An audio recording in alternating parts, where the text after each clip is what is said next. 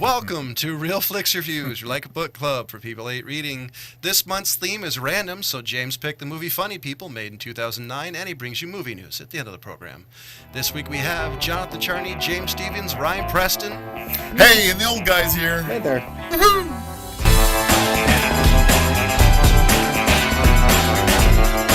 So here is the lovely description of such an amazing movie called Funny People. When seasoned comedian George Simmons, Adam Sandler, learns of his terminal inoperable health condition, his desire to form a genuine friendship causes him to take a relatively green performer under his wing as an opening act. And holy shit, this description was better than the actual movie. Okay, so obviously I'm going to have to be defending myself here. So I'm going to be going first. Hey, you and me both, buddy. I'm with you on this. The reason why I picked this movie is because when I watch this one, this is what I see Adam Sandler's life as. Not the fact that he had like terminal cancer or some crap like that, but the fact of what he went through with his comedy career. Because if you look at his career, he started off really great, had a bunch of movies, and then there was like this time where he made crappy, shitty, stupid-ass movies. I don't think that's ended yet. And then he comes around and he turns his career around, and he starts actually getting into serious roles where he can actually act. Not too serious, like Punch Drunk Love, Spanglish, this one I put in there. But, you know, for me, it's basically looking at like a Rorschach joke. He made Jack and Jill, there's no excuse. In Watchmen, where at one point he got sick and tired of making people laughing all the time. Because that's pretty much what he was doing all the time. For a long time, he had his own little CDs that he was putting out. Remember the CDs, Ryan? Oh, of course. That he put out in like the early 90s. Some of those were pretty funny, but some of them were just stupid and crude. I'll be completely honest. I don't think I've laughed at any movie of Adam Sandler's done since Waterboy. Waterboy was a great movie. That's about, I don't know if I would say great, but... But that's what this movie to me encompasses. And if you actually look at it, that's basically what the premise of the movie is. You even have James Taylor making a joke at the dude.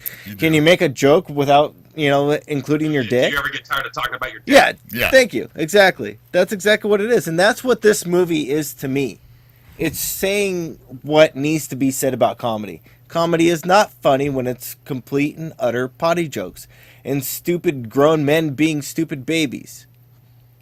Well, it's to me, it's a total insider movie. You know what I mean? It's also for people who didn't necessarily just grow up with Adam Sandler, but grew up with that person. You know what I mean? Whoever your Adam Sandler was. You know what I mean? From your youth. For most of us, me and James's age and John's age, it was Adam Sandler. Yeah. Remember all of his CDs and his goofy Adam Sandler, Jim Carrey stuff that was on Saturday Night Live.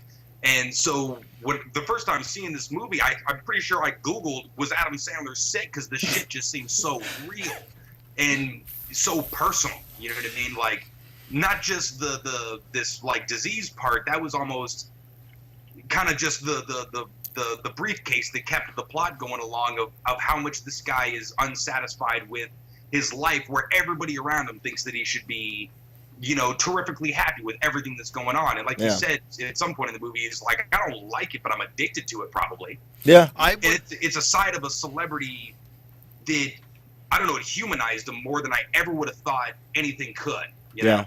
I agree with you on that. They humanized him. There are a few things in this movie I actually did laugh at, believe it or not. One, any scene when they were riffing on each other.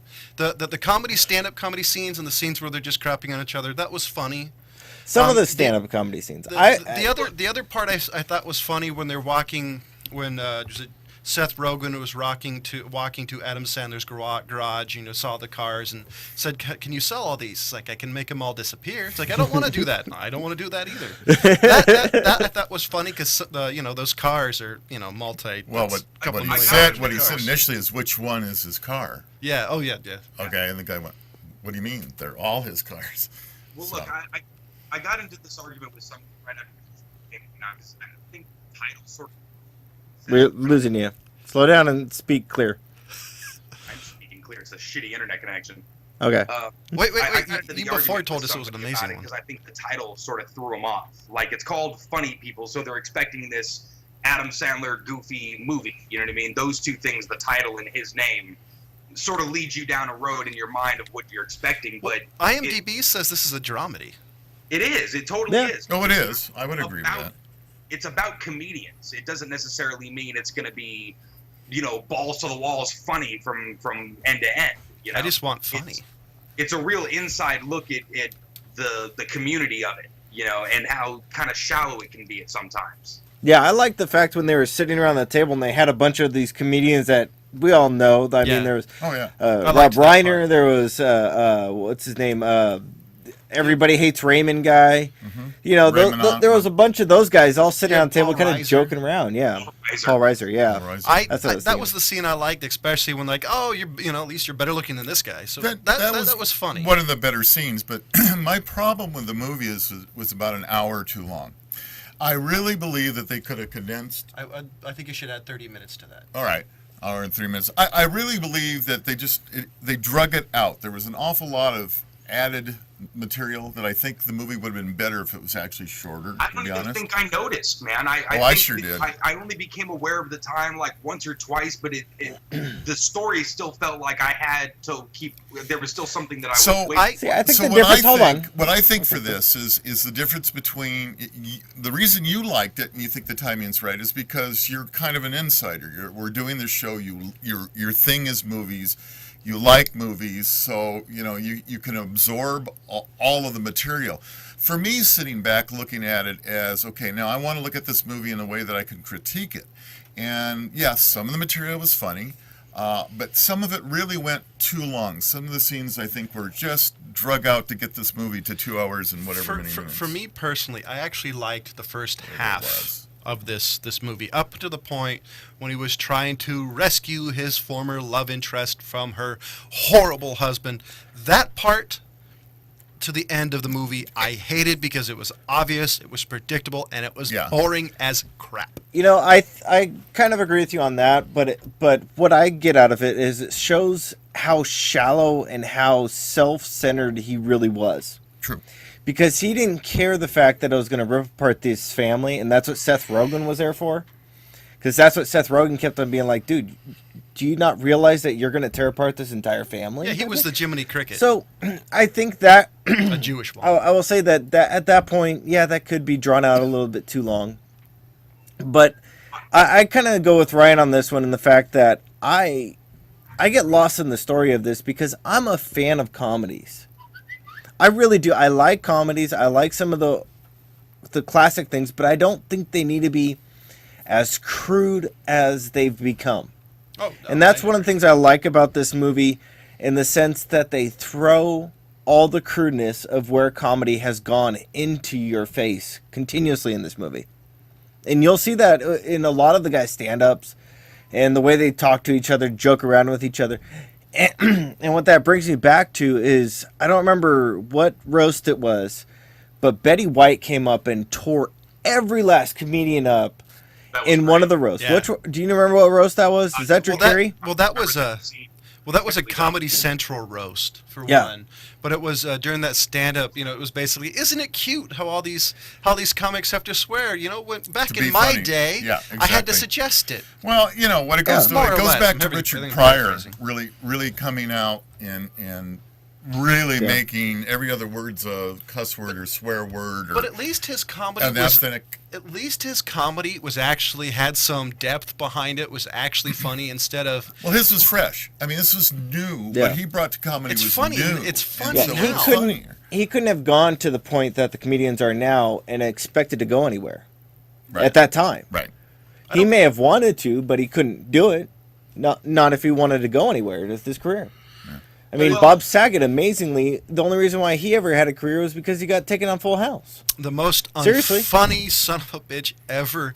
And he's the most dirtiest comedian. Yeah, the fact he got Full House is very amazing. Yeah, it's extreme opposite of what his face tells you. But that's kind of what I think this movie is to me, and that's why I enjoyed this movie, and that's why I think it was one that we should have done, I'm not saying early, but I'm saying now, and I think the only ones that are actually going to give it a decent review are me or Ryan, because of the crudeness of this movie and how the story they tell is not for everybody. It's really not. Yeah. It's not a movie I would sit down and be like, "Oh, you haven't seen this Well, movie? Come sit down and watch it." I personally, I think James is right in a lot of ways. I just think they should have done the last part of the movie better, because spending like the last hour and a half or hour and something at this lady's house, I just thought that point was really drawn out. You know, the continuing conversation between Seth Rogen and Adam Sandler, like, "Oh, dude, you sure you want to do that? Dude, she's married. Come on, man." You know, that after a while, it's just kind of like he doesn't get the point. And then he stays. And I think that was the point, though, John. I didn't get the point. But after 4 or 5 times, I don't know. I really hated the end. And my girlfriend even fell asleep, and her comment was, "Man, that was a horrible movie." I struggled to get through it. I get that. With you. I actually do understand you. I don't get it at all. Yeah, and that's okay. I get Rob not being able to having issues getting through it. I get Rob because You Rob suck. we have such an intimate knowledge of Adam Sandler's stuff, and to see this is so meta. You know what I mean? With his old school footage in the beginning of the movie. Oh yeah, That was well done. It was like, oh man, it was like 80% truth. You know what I mean? Mixed with 20%, extra story, and everything resonated with me. Everything was relatable, even if I wasn't, in his shoes. Everybody's kind of looking at it through Ira's point of view as this, like, wow, that's my reaction if I was hanging out with that kind of a star. You know what I mean? And honestly, there was at one point, I think late 90s, when I just said, I'm sick of Adam Sandler. I'm sick of the crap that he's putting out. I'm sick of it. And I wasn't paying attention to anything that came out. And then things like Spanglish came out, and I was like, why am I going to go see that? It's just a stupid thing. And Punch Drunk Love, and I'm like, oh, nee. And then I finally actually went back and watched him, and I'm like, wow, when did he do that? I'm personally not a fan of most of Adam Sandler's comedies. I haven't seen Punch Drunk Love or Spanglish. I just haven't taken the time to watch it. Was it 21st Dates? Yeah, I like 51st Dates. 51st Dates. Whatever it was. That was actually very good. He does have movies I do like. Ish, but I mean, for me not to like it, I'm personally just not a fan of modern comedies. This one is different in a lot of ways, because it's kind of making fun of it. Like Ryan said to me, it's kind of meta, but I just don't like some of the stuff that comes staples. And for me to like even an Adam Sandler movie at this part, it takes a little bit of a hump. So what I do, my point of view is, What was that, Ryan? Instead of looking at the movie as an insider, I'm looking at the movie as the average person going to the movies. And that was the problem. And I don't know how well it did at the box office at that point in time. I think he was still really hot still at that point. And he may have done very well at the box office. I don't know. It got 2 Teen Choice Awards. I mean, not nominations. Wait, they have teenagers watching this film? Actually. Wow.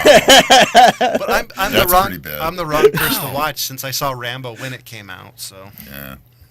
Anyways, but my point is just that I think I look at this one differently than most people would, and like I said, I would not take anybody just to watch this one. I had my wife watch it, and I said, hey, you're not going to like parts of this film. You're not going to like the beginning of this film, but just give it a shot and watch it. And she did, and she actually said, that was actually a good movie, because she gave it the time. One of my favorite descriptions of this movie is it's a cross between Terms of Endearment and Andrew Dice Clay's stand-up act. It's like, wow. You know what? That's not a bad description. What was that, Ryan? That's unfair. That's not a fair assessment. Well, to me it is, but obviously I don't like it. WK. No, Andrew Dice Clay. Andrew Dice Clay. Andrew Dice Clay. Seriously though, like. Is he even around anymore? He's alive. Dice Man's still around. But hey, Ryan, He's in Vegas, I think, right? Did you enjoy seeing the posters of The Last Detail and John Belushi's 1941 in the apartment? Did you catch those? Yes, I did. I caught. I was surprised at that. I didn't notice it the first time. The movie itself came across more modern than I thought too. I mean, things were actually more. It didn't age. Let's put it that way, as quickly as I thought it would. For its age. When it came out, what year? 2009. It came out like 09. So it was that part. Wow, that's like electronics 5 years old. Yeah, I was gonna- so that was good. That kept the movie fresh because I really think as this movie gets older, it's going to get staler. To be honest. So I I do understand that. I do want to ask, since Rob and I are kind of obvious the ones who kind of have an issue with this movie, like what were your favorite scenes? Because one of my favorite scenes, honestly, was the second visit to the doctor, when Adam Sandler was kind of screwing with the doctor. When they were totally messing with Yeah, it. like how did it feel to die at the end of the Die Hard? Stuff like that. So I don't understand the reference. Yeah, So did you have he any screwed favorite- around with the doctor really well. That was a good one. 'cause, any of the parts where they're riffing on each other or doing stand-up act, even some of the more blues stand-up, I actually liked that part. Well, just of the stay movie. away from the roast beef. So what about That's you, right. Rob? Do I have any one particular scene that I liked? Fortunately, no. I don't. I can't think of anything. One thing. The credits. Positive scenes that The I could credits. come up with. I thought it was interesting in the beginning when he thought he was going to die, and he took this fledgling comedian kind of Seth under Green. his wing a little bit, right? A very bad. And Green and kind of mentored him for a little bit, but also used him. He was definitely using him. Well, And especially in the beginning. Yeah. I'm sorry. Go ahead. no, right, especially in the Well, beginning. And especially from the beginning, like when it seemed like he was trying to sort of live vicariously through his excitement about everything. When he's looking out the window of the limousine Right. like Mhm. a puppy, Right, you know what I mean? And, right. Sandler's just looking over at him like, wow, I remember when I was that excited about this kind of shit. Yeah. Well, that's I think that's a lot of how the relationship between them started, and then it was just okay. Like you said, I mean, it's like I don't have any friends. You're my best friend, and I barely know you. Yeah. And unfortunately, I'm sure there's people in the industry like that.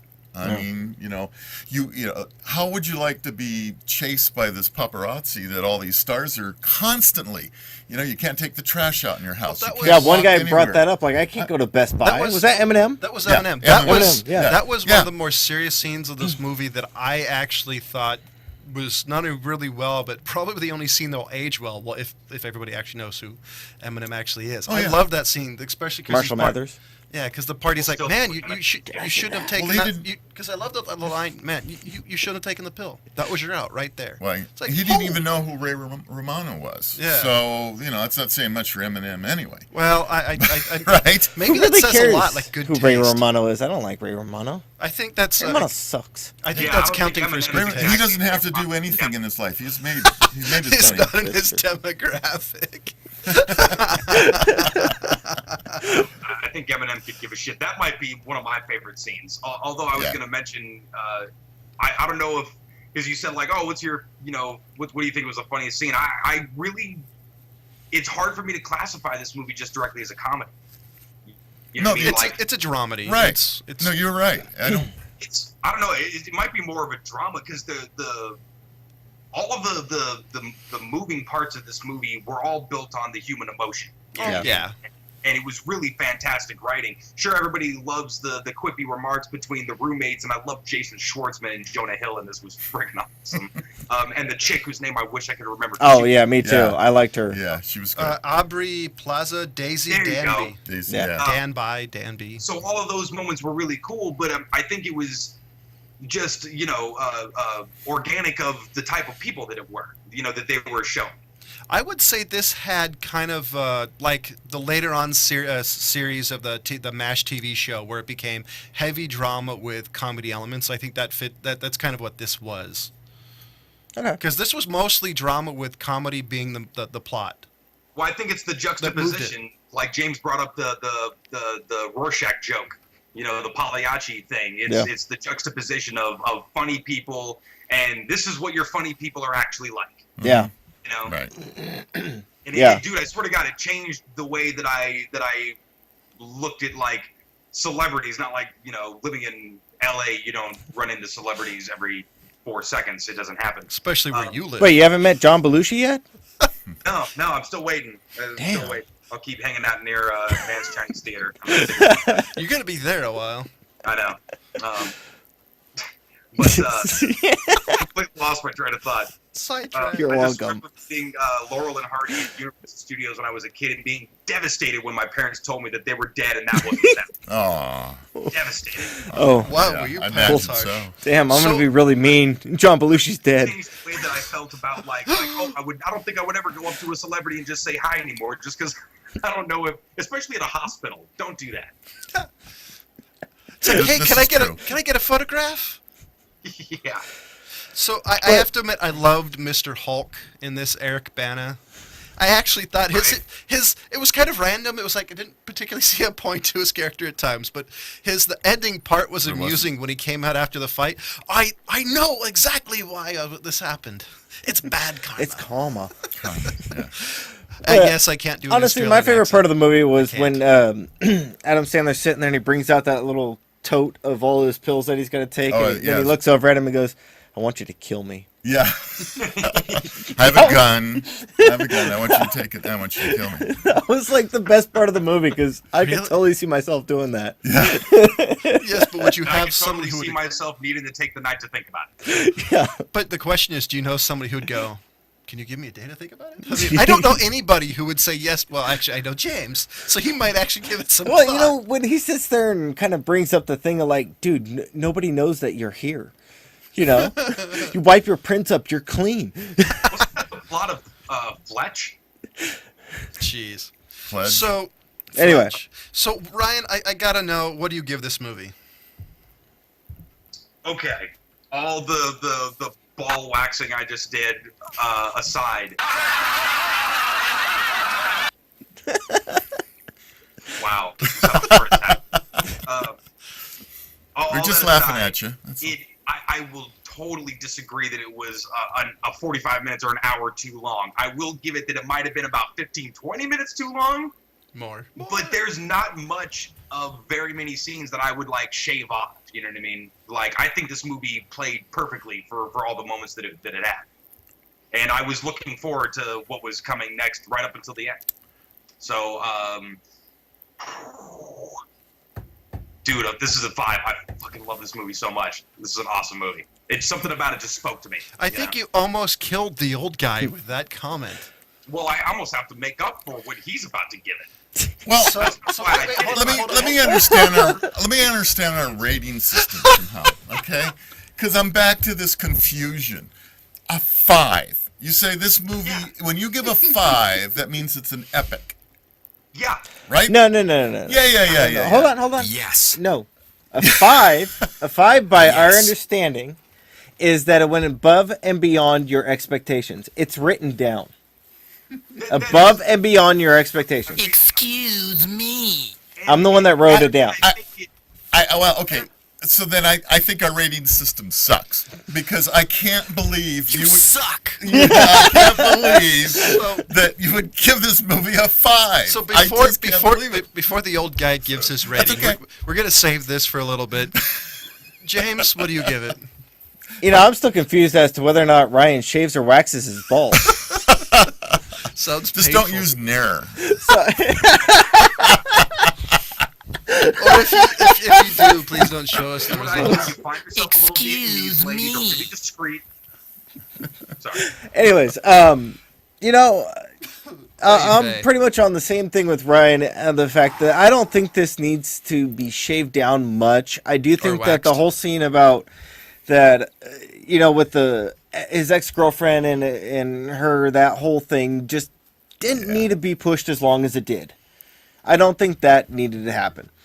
But, you know, I can't go as far as a 5, but I got to give it a 4. I really do.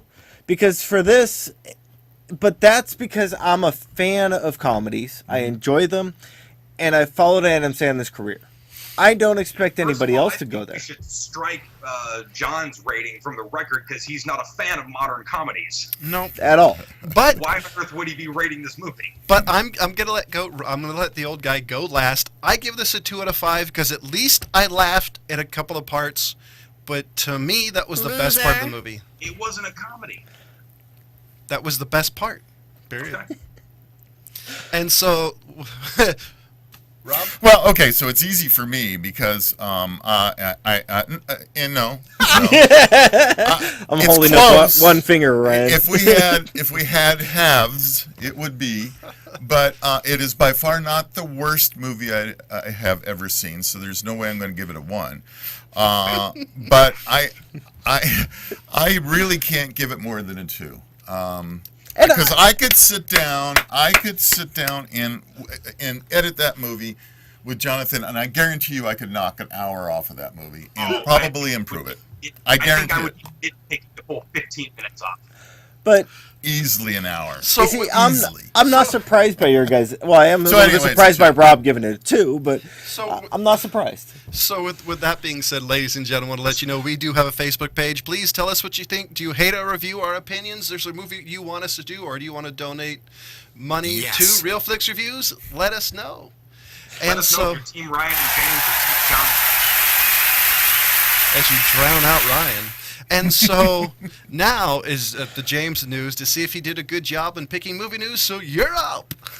All right, so I have an issue with what we call news these days. It's not news. When I go through and I look and see what movies are out, what do I come across? I come across that, oh, they're releasing a new Marvel movie. We just Shocking. did that damn movie. They're You know, always so- going to be releasing a new Marvel movie. So I'm kind Blame the of mouse. the only thing that I could find out that was news is that Groot has a telephone number. Really? That's it. I mean, everything else was, oh, we're releasing a new Marvel movie. Oh, we've got this new person doing Witch Hunter. Vin Diesel gluing a beard to his face. Woohoo! We just did the last Witch Hunter. What the hell was it? It was a Nick Cage movie. It sucked. Right? What's this movie Yeah. Maze that's coming out? The movie Maze does kind of look a little interesting, but it's basically... Here, I can actually pull it up. I'm just curious think- because it was the only thing that caught my attention Yeah. in the theater, really. But And, it's out in theater, and it's doing better than what's it called? Let me pull up IMDb. Is and it I'll Maze pull it up. Runner? The Maze Yeah. Runner. I have it right here. But what it seems to me is that it's the same thing that we just did with Hunger Games and Divergent. that's what I'm So- wondering. so here- I'm And just That's trying to what it figure seems out. like to me. So how What's is it that say? news? So here's what it is. Here's the IMDb description. So excuse me if it's not exactly what it is. It says Thomas is deposited into a community of boys after his memories are erased. Soon learning they're all trapped in a maze that will require him to join forces with fellow runners for a shot at escape. All right, never mind. See? So it's a cross. So it's a cross between Hunger Games and Logan's Run. Yeah. Too bad. And Because the that's trailer looked great. That's what I'm hearing, and that's what they're putting out as the same thing. Now, don't get me wrong. I understand that Hollywood is out of ideas. Yeah. But you can redo something really well. Let's go back into the 90s. What came out in the 90s? Lethal Weapons. Ninja Turtle. What came out in the 70s? Dirty Harry. So Lethal Weapon is just basically the same thing as a Dirty Harry, but done, in my opinion, a little bit better. I would say. Well, those are... Sorry. I would say, I don't know, I think Dirty Harry and Lethal Weapon had a similar thing, except Dirty Harry wasn't really a comedy and Lethal Weapon was. The first Lethal Weapon was more in line with the original Dirty Harry, but I after disagree that with it you. was a comedy. Go watch the first Dirty Harry. There was funny elements in that movie. I don't think it's as comedic as the It was Lethal not Weapon. meant to be. It was Let's put not it that way. Okay. okay. Well, I laughed. You laughed, but it was not. It No, was. I totally agree with James, laughing, but it was not meant to be like... Okay, but that's what I'm saying is that they can do remakes or take an idea and change it a little bit and make something a little bit more original and do something different with it, and it would be okay because Lethal Weapon came out and there was a lot of funny things with it. Is it possible? Because I've been saying this at every show, Oh. that we're having trouble with creative new ideas. That's why I'm saying I can't come up with news Right. because it's not new. So, is it possible that we have actually done everything that can possibly be done? No. I say no. Well, okay. So then, why is Hollywood not producing fresh new things? Because Hollywood- it does not guarantee the bottom dollar. Yeah, Okay. and that's I what it's was about. listening It's- to an interview with Ivan Reitman, the guy that did Stripes and Okay. Ghostbusters and all that stuff. He basically said it the best I've ever heard anybody say it so far. It used to be all these studios, the major studios, had what you call a tentpole movie. Mhm. A tentpole movie is the movie in the middle that holds up everything else for the rest of the year. You know, it kind of allows you to reach out a little farther and go for these indie ones and do your little side projects and stuff like that, because your one big tentpole movie, you know, sort of supported all of that. Mm-hmm. Nobody cares about the rest of the tent anymore. They just care about the pole. That's true. That's all that they can guarantee. So that's what it's become. But, you know, it's weird to bring up, you know, Kevin Smith's name and this kind of stuff because, you know, he's been doing for the last few years. But Right. he's come out with arguably the most original idea that I've heard in a really long time, where he made a horror movie about a guy being turned into a walrus. Find me anything like that, and I will eat a shoe. I would want to say the other thing is I think with the creation of cameras that are cheap, but are full 1080p and cheap editing software, I think that's kind of you know, drinking their milkshake a little bit, where they're competing, you know, with people. So what they're doing is they're making movies that are guaranteed to be a hit because they can't risk their money. But they're not becoming hits. And look at the budgets that we're talking about for these movies now. I mean, it's outrageous It what it is. costs to make a movie. But here's the thing: when you talk about hit, but they're not. From everything I can remember, the last 2 years, they're not really counting how many. They're counting how much money was made. The more money, the bigger their hit, and that's what it really is. Oh, this movie made $200 million. We're going to make 6 more of those because we can milk it for all it's worth. Okay, I can understand that. I mean, what do you think, Ryan? Well, it used to be back in the day, only studios made movies. Nowadays, everybody can make movies. So what's the one thing studios can do that your average guy with a camera can't? Spend $200 million on a movie. Exactly. Well, I want to pull up something from Cinema Blend. It was one of the things I was looking through. I want to give them credit before I say it, because what I'm going to do is read a little bit of what they took a snippet out of. Is the guy who made The Man Who Killed Don Quixote, where's his name? Terry Gilliam. Terry Gilliam actually put out and said a controversial director won't use Kickstarter. And this is his quote reason why. Everybody keeps telling me to do Kickstarter. There's something in me that resists it. It seems like it's taking advantage of the fans. I mean, everybody's doing Kickstarters now. People are just throwing money out there in support of these campaigns. I hope some of them, donors, are getting something back, something in return rather than just a signed autograph from somebody. And that's why he won't do Kickstarters, because he's not saying it in words, but he wants to get compensation. He wants money. But dude, people like you and me love movies, you know what I'm saying? And a lot of these times, like, I think he's misrepresenting what the idea of Kickstarter is. I mean, just did people like us that are into this kind of stuff have a chance to you know, whether it's a few dollars or $100. I mean, everybody's getting back something that's more than a signed autograph. I mean, a lot of these things are like, hey, we'll invite you to the set for a night. Yeah. We'll have a movie night with us and the cast and you know, Joe Schmo.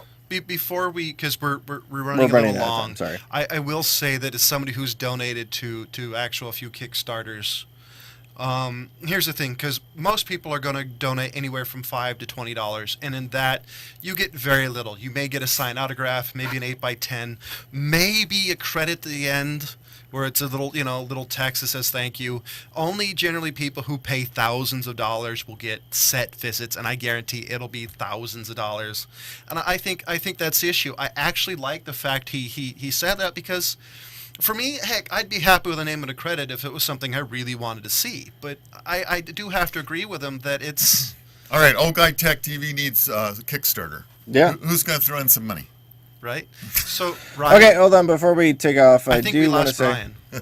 Ryan. I do got to say for everybody out there who's interested, Groot's number is 866-740-4531. So 866-740-4531. Go ahead and text him. You'll just get I am Groot back. So if you really want to care. Right? That's funny. So we really need that's Ryan funny. back, because I want to do that. So hopefully get Ryan back, because he's Goodbye. He's next for telling us what movie we're actually doing next Oh, week. that's true. Ryan. I am Groot. So why don't you two continue on a little bit of a...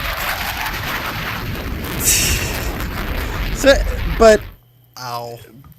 I didn't But mean to hit that this one. is pretty much a Kickstarter thing. And would you actually consider about doing some movie if somebody actually came out and asked, "Hey, can we borrow your equipment to do a movie?" Yeah, probably. You know what? And I kind of like the Kickstarter idea. If somebody can come up with something original enough and new enough that that normal Hollywood wouldn't do, short of the Sundance Film Festival situation Well, where you've got all So these this, shorts. Yeah. this is what You we're know. gonna, this is what we're going to do again. James and I have talked about doing. We're going to find more movie shorts, generally 10 to 20 minutes, and this is what we'll throw our weight behind when we talk about this, because we all here agree that movie shorts are more innovative than most of the movies we've seen. What do you two think? Absolutely. I agree. Yeah. And I the can't thing get that Ryan, comes so. that I Okay. come back to It's nice is having you, Ryan. that we'll just put what film we're going to be doing in the thing, but we're still talking about this. Is that this is why I got sick and tired of American movies that were coming out, and I actually when I started watching the more of what would be the indie films that you would think that are coming out of Canada, they're coming out of the Middle East, surprisingly enough. Right. Obviously, Bollywood's pushing a bunch I was of going to say, stuff, too. besides Bollywood, Right. A lot of but singing you and can dancing. find other things. But actually, the ones that are putting out movies, and the problem is that you do have to watch them in subtitled or horribly dubbed, is Thailand. Yes. Yeah. Chocolate Thailand Fighter. is putting out I remember really that's good right. movies. Was it Chocolate Fighter? Yeah, Chocolate Fighter and Raging Phoenix, and I mean Tony Jaw's coming out of there, and there's that little girl that come out of there. But they actually have good movies. I mean, you do have to kind of do a little bit of cultural research and accept some of their cultural beliefs and things that, not to accept it, but to understand. Or at least get past it. Yeah, to get past it or to understand that it's going to be in the movie. But there's a lot of interesting films that have come out of there. So with that being Anyway. said, next week's movie Hello, Ryan. is being picked by the man in his box. So, Ryan, what movie are you doing or picking, or you know what I mean? I decided that I was going to pick this movie before we recorded this, but now I'm really excited because it almost seems to be in revenge of Rob's rating. Oh, you're asking for it. I'm taking it back a little bit earlier Doo-doo-doo, to my favorite independent movie of all time, and the thing that Super? got me interested in stuff that wasn't just big budget, and that would be Clerks. Yep. I knew it. I knew Wow, I didn't expect Clerks. Actually, once he said that he was bringing it back to an old indie, and I'm like, I can Clerks. understand. Clerks. So, I can't remember much of it, but I saw it. So, ladies and gentlemen, as Rob said, we're doing. Excuse me, as Ryan said, we're doing the movie Clerks. I gave the movie Funny People a 2 out of 5. James gave it a 4 out of 5. Ryan gave it a 4 out of 5. The old guy Rob gave it a 2 out of 5. We're doing Clerks next week. Ryan. Ryan gave it a 4 out of 5. A 5 out of 5. There you go. I was kind Just trying to get that I was gonna, straightened out. demote him a little bit. So, And as usual, we'll see you next week. see you next week. Come on. I'm ready.